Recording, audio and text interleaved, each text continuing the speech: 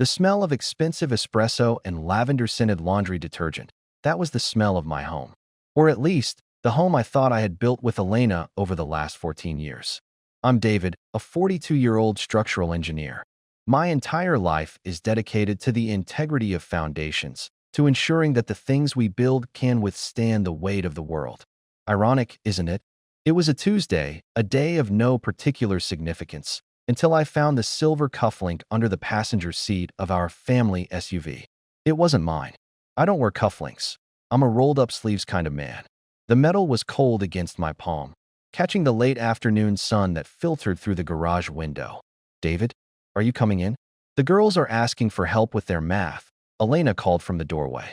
She looked radiant, her hair pulled back in that effortless way she had, wearing a soft cream sweater that made her look like the very definition of home. Just cleaning out the car, Elle, I managed to say. My heart was doing something strange, a slow, heavy thud against my ribs. I slipped the cufflink into my pocket. That night, dinner was a theater of the mundane. Our daughters, Maya and Sophie, argued over the last piece of garlic bread. Elena laughed, her eyes crinkling in the corners, a detail I had always loved. But as I watched her, I noticed the way she checked her phone, face down on the table, every time it buzzed. Just a micro movement. A quick glance, a subtle tensing of her jaw. Everything okay at the gallery? I asked, trying to keep my voice as steady as a load-bearing beam. Oh, the winter exhibition is a nightmare. Julian is being, well, Julian, she sighed, waving a hand dismissively. Julian was her boss, a man I'd met twice and found intensely pretentious. The evening settled into its usual rhythm, but the silver cufflink felt like a lead weight in my pocket. As I kissed her goodnight, I realized for the first time that her perfume, a scent called Midnight Jasmine, didn't quite cover the faint, sharp smell of expensive cigars that seemed to cling to her hair. Elena had never liked the smell of smoke. I lay awake long after her breathing leveled out into the rhythm of sleep. I told myself it was nothing. Foundations shift. It doesn't mean the building is falling. But then, her phone lit up on the nightstand. A single notification flashed. Next time, don't leave your jewelry behind. The silence in the room suddenly felt suffocating. In this opening, we see a stark contrast between David's professional identity and his domestic reality. As a structural engineer, his world is defined by stability and measurable integrity, yet he is forced to confront the unstable nature of his marriage. David's expectation was a life built on a permanent, unwavering foundation, symbolized by the sensory comforts of espresso and lavender. The reality, however, is introduced through a cold, metallic intruder, the cufflink, and the misplaced scent of cigars. This block highlights David's psychological denial. He attempts to rationalize the red flags as shifting foundations rather than a total collapse. The flash of the phone notification serves as the shattering of the lens, where his internal illusion can no longer coexist with the external truth. David is moving from a state of secure attachment into a hypervigilant state where every micro-movement and scent becomes a piece of evidence. He realizes that the theater of the mundane he cherished was perhaps a carefully constructed set, and the person he trusted most is a stranger playing a role. The following week was a masterclass in psychological torture. I didn't confront her. Not yet. I needed to know if I was losing my mind or my marriage. Elena started coming home later. The gallery renovation, she'd say, her voice tired but her eyes oddly bright. She'd bring home blueprints and color swatches, laying them out on the kitchen island. To anyone else, it looked like a woman dedicated to her career. But I'm an engineer. I noticed the swatches were for a project the gallery had finished 3 years ago. Why was she carrying around old work? I decided to check the GPS history on the SUV. I expected to see a recurring address, a hidden apartment, a hotel. Instead, I found a list of obscure hardware stores and antique shops in the suburbs, places she had no reason to visit. Hey, Elle, I said one evening, watching her stir a pot of pasta. I noticed the car was low on gas. Did you go out to the West End today? She paused, the wooden spoon hovering midair. No, just the gallery and the girls' school. What? Just felt like I put a lot of miles on it. Must be the traffic, I lied. She smiled, but it didn't reach her eyes. She was relieved I hadn't pressed further. The next day, my sister, Claire, called me. David, I saw Elena's car parked outside that old warehouse on 4th Street. Is she doing a pop-up show? I felt a jolt of adrenaline. Yeah, something like that, I muttered. I drove to the warehouse that afternoon. It was a cold, gray building with peeling paint. I waited across the street, my hands gripped tight on the steering wheel. An hour passed. Then, the heavy metal door opened. Elena stepped out, looking disheveled, laughing with a man I recognized. It was Julian, her boss. But they weren't alone. A third man, younger, with a camera, followed them out. They were looking at canvases, discussing lighting. Relief flooded me, so intense it made me dizzy. It was a secret project, a surprise for the gallery's anniversary. She wasn't cheating, she was just being secretive about work. I felt like a fool, a jealous, paranoid fool. I went home and made her favorite dinner, wanting to wash away the guilt of my suspicion. But that night, while Elena was in the shower, her phone pinged again. I shouldn't have looked. I told myself I wouldn't. But the phone was sitting there, a glowing invitation to either peace or destruction. I swiped the screen. It was a message from Claire, my sister. He was there today, David. Just like you asked. She has no idea I'm watching. My blood turned to ice. My own sister was in on something. But Claire hadn't told me she was watching Elena. She had told me she saw her by accident. The red herrings weren't just coming from Elena. They were coming from everyone I trusted. This phase of the story explores the gaslighting echo chamber that betrayal creates. David is trapped in a state of cognitive dissonance, where his brain desperately seeks safe explanations, the secret work project, to avoid the trauma of the truth. Elena's behavior, using old blueprints as props, reveals a high level of premeditation and performance, suggesting that the betrayal isn't an impulsive mistake but a structured lie. The psychological tension is heightened by the introduction of Claire as a secondary source of misinformation. Claire's secret alliance suggests a web of hidden motives that extend beyond the marriage, forcing David into a solitary reality where he cannot trust his own support system. The relief David feels at the warehouse is a classic coping mechanism. The mind will cling to any false positive to restore the status quo. However, the revelation of the text message shatters this false peace, leading to a deeper sense of betrayal. It isn't just a lack of fidelity. It's a conspiracy of silence that isolates David, making his investigation not just about Elena, but about the integrity of his entire social world. I started to live a double life. By day, I was the doting husband and the reliable engineer. By night, I was a ghost in my own home. I installed a small, voice-activated recorder in the SUV, tucked deep into the upholstery. The first few days of recordings were agonizingly normal. The sound of the girls singing to the radio, Elena talking to her mother about wallpaper. But on Thursday, the tone shifted. The recording started with the sound of a car door closing. Then, Elena's voice, lower, intimate. He suspects something, Julian. He asked about the West End. He's an engineer, Elena. He's trained to see the cracks, a man's voice replied. Julian. But he's also a man who loves you. He'll see what he wants to see. I hate lying to him about the finances, Elena whispered. But if he finds out about the debt, he'll take the girls and leave. I can't lose them. Debt. My mind raced. We didn't have debt. Our house was paid off. Our savings were substantial. What was she talking about? The warehouse is almost ready, Julian said. Once the sale goes through, the debt is gone, and David never has to know. You just have to keep him distracted for 2 more weeks. I sat in my dark office, the headphones pressing against my ears. This wasn't just an affair. It was financial ruin. I began to dig into our private accounts. On the surface, everything looked fine. But when I looked deeper into the gallery endowment account Elena managed, I saw the truth. She had been funneling money into a high-stakes art speculation ring that had collapsed. She had lost nearly $400,000 of our life savings. The warehouse wasn't a studio. It was a front for an illegal auction of unattributed art fakes. Julian wasn't just her lover. He was her partner in crime. The red herrings were clear now.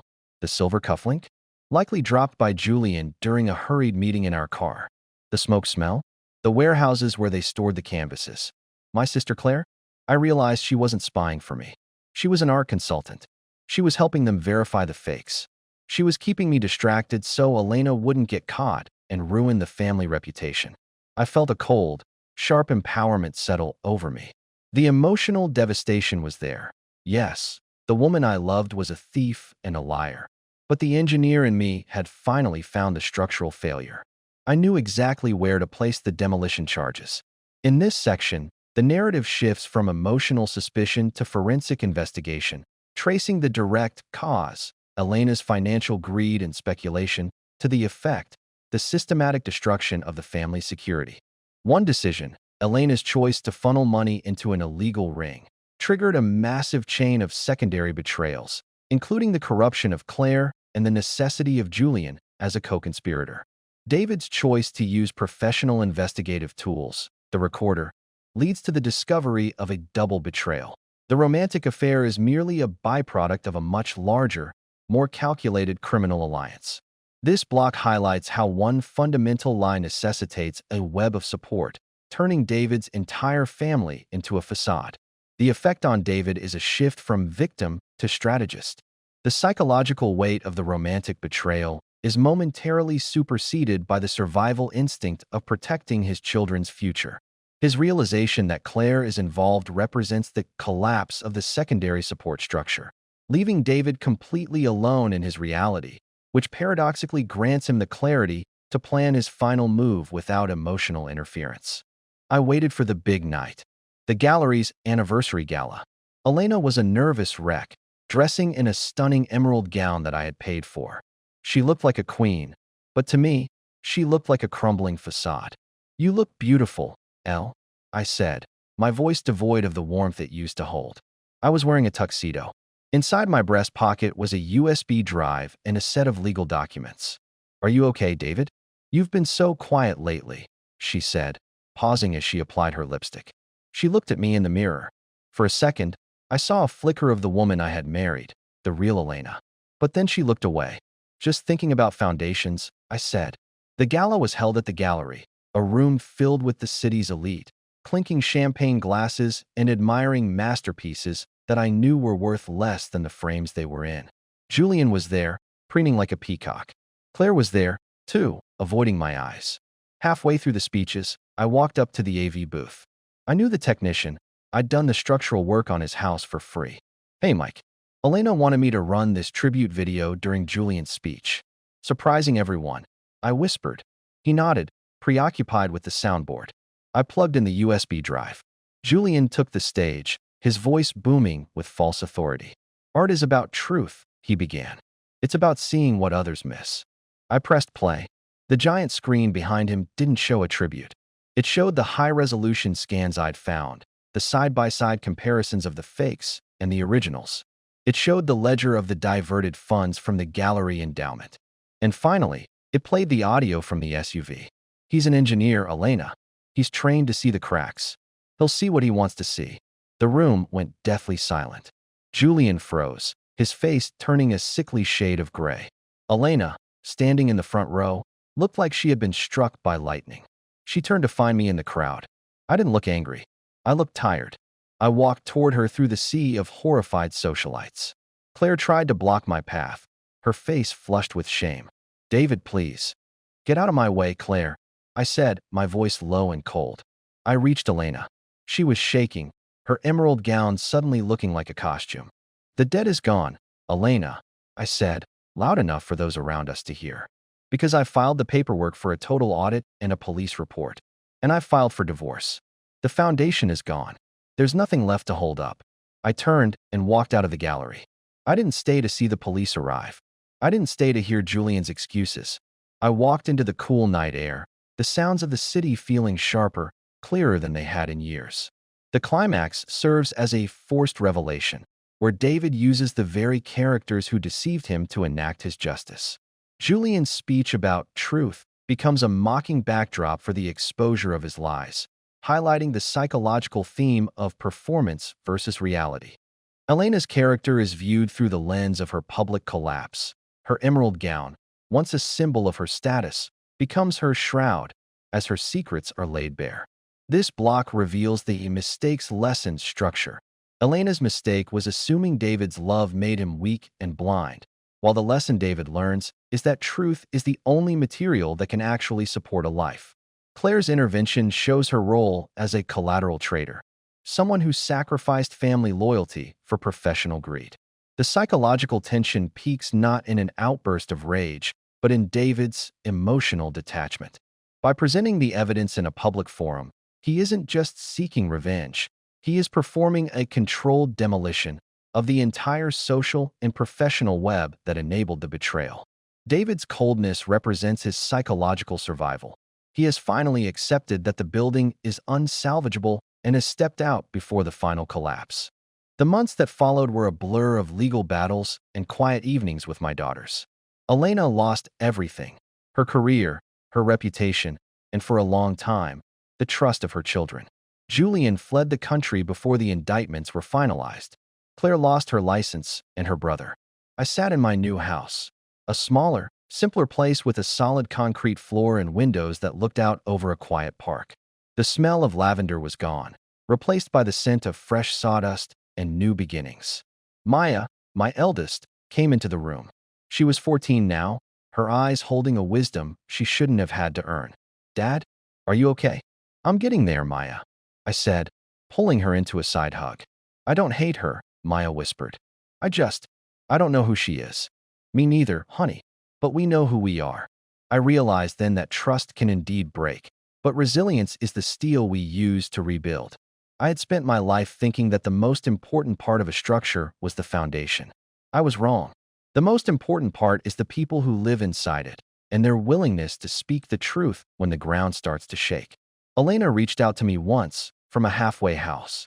She wanted to explain, to apologize. I didn't meet her, not because I was bitter, but because I finally understood that some things can't be repaired. You can't patch a foundation that was poured with sand. As I watched my daughters play in the park, for the first time in years, I felt like my life was truly mine. The architecture of my future was no longer a facade. It was simple, it was honest, and it was mine. Nearly 30% of marriages face situations of financial or emotional betrayal, and I was one of them. But I wasn't just a statistic. I was the architect of my own survival. The narrative arc follows David's journey from willful blindness to absolute empowerment. The story began with a husband who defined his identity through the stability he provided, only to discover that his rock was actually a hollow shell. The cumulative lessons of the story center on the concept of structural integrity, not just in buildings, but in human character. David's growth is measured by his transition from a man who feared the cracks to a man who had the courage to tear down the entire structure to find the truth. Elena's betrayal was multi-layered, involving a romantic affair, financial fraud, and a conspiracy with David's own sister. This complexity serves to highlight the parasitic nature of lies, where one secret requires the corruption of an entire environment. The emotional closure is found not in forgiveness, but in acceptance. David accepts that the Elena he loved was a construction, and by letting her go, he saves himself and his children. The story illustrates that resilience is built through the confrontation of trauma, not the avoidance of it. David's final state of peace, characterized by the scent of sawdust and the simple honesty of his new home, represents a rebirth. He has learned that while trust is a vulnerable material, truth is an indestructible one. The narrative concludes with the realization that survival isn't just about escaping the collapse. It's about having the strength to build something real on the cleared ground.